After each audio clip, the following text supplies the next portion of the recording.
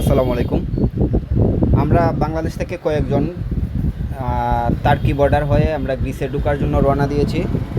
আমাদের সাথে আছেন ঢাকা থেকে 2 জন, রাজশাহী 1 জন আর নবীগঞ্জের 2 জন।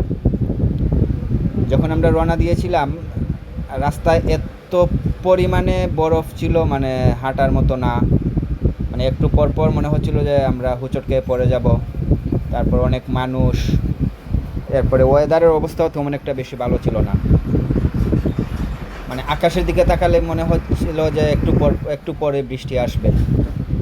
এ হচ্ছে আমাদের সাজিন, জুয়েল, তারপরে হচ্ছে দীপ্র, ডাক্তার দীপ্র আর হচ্ছে ডাক্তার সাজিন, তারাও আমাদের সাথে ছিল। কিন্তু দুঃখের বিষয় আমরা টার্কি বর্ডার থেকে আর ওই গ্রিসে ঢুকতে পারি নাই। তার ওইখান থেকেই আমাদেরকে ধরে তারপর আবার বাংলাদেশে ডিপোর্ট করা হয়েছিল। তবে ইচ্ছে আছে আগামীতে আবার আমরা রওনা দিব।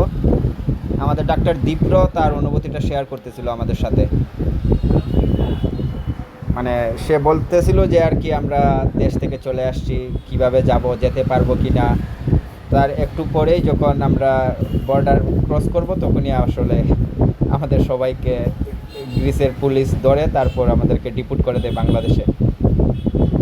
আর ভিডিওটা আসলে ফান করা, কেউ আবার সিরিয়াসলি নেবেন না। এটা হচ্ছে ভারতের নর্থ সিকিম ইয়ামতাম ভ্যালি, সেখানে আমরা ঘুরতে গিয়েছিলাম। এতক্ষণ যা বলছি সবই ফান হিসেবে নিয়ে নেবেন, আর এটা সিরিয়াস নেওয়ার কিছু নাই। এটা জাস্ট নর্থ সিকিম, এটা তার্কিও না, গ্রিসের বর্ডারও না, কোনো কিছুই না। জাস্ট মজা করলাম আপনাদের সাথে। ধন্যবাদ।